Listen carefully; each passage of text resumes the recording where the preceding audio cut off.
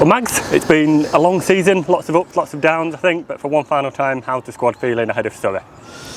Yeah, not the position we want to be in, but I think played some really good cricket last couple of games. Last game of the season at home, Surrey being crowned champions and well-deserved champions, so we want to finish on a high. It's a good test for us, and hopefully the weather's kind and we can finish on a positive note. Yeah, and on the subject of Surrey obviously being the champions, it's pretty much, there's no bigger test really to end the season. It would be a great way to finish off by beating effectively the best team in the country. Yeah, exactly. They've been champions now for the 3 years, so that's testament to their quality, but every time you come up against a team, we always say Division 1's hard, but Surrey are the top, so yeah, it's even though it's last game and there's not much on the line in terms of silverware or positions, it's still a good test and we want to win. Yeah, and how about the weather and the conditions? How do you prepare for a game in September and in late September as well, when the weather could play a bigger part?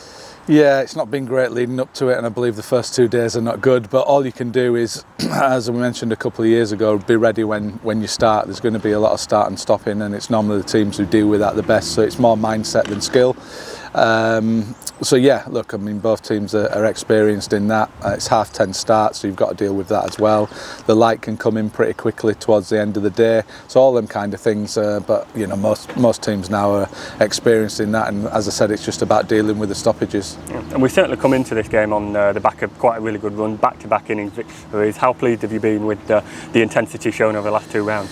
Yeah, we just didn't want the season to peter out, particularly after the Worcester game. As we've said a few times, we're disappointed with that Worcester result. We'd have probably been still in the running given that, but it's very easy to go get your heads down and then just let the season kind of peter out, as I said, but we haven't done that. 2 innings victory have been brilliant, particularly.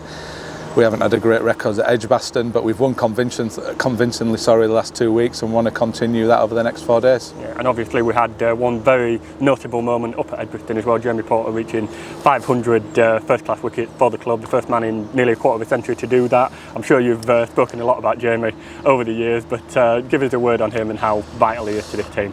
Yeah, well, firstly, just delighted for Jamie because I know how much hard work he puts in. The journey he did to come to Essex, he started a bit later than most, but he has been one of the best seam bowlers in the country. If you look at his record, to do it year after year is really, really tough, and his standards are high. He's had a couple of injury problems, but come back from that. The last 2 years he's been superb. The way he looks after himself now, he's a popular member of the dressing room, and hopefully he can keep going for a few more years, because with the new ball in particular, he's really, really dangerous. And I know he loves Essex, and the service, the skill and what he's given Essex, he deserves all the plaudits, so I'm pleased he got to that milestone. Yeah, and there's a lot of external plaudits about our bowling attack as a whole and how Jamie fits into that. How have you reflected on what we've seen from the bowling attack this season?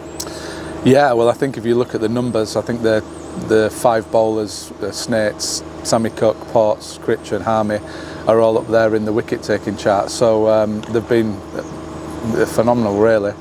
It's just a shame nothing's backed up in terms of a reward, in terms of trophy, but yeah, look, they're one of the best attacks in the country. I think they've shown it year after year, and again, the numbers and quality they've used are there for all to see. Yeah, and then finally, looking at Surrey specifically, we've already talked about how good they are, but are there any areas that you view as a particular sort of strength of theirs that might be a threat to us? I just think they're a really good squad, aren't they? They've got good experience and youth. They've had players who stand up when other players go out.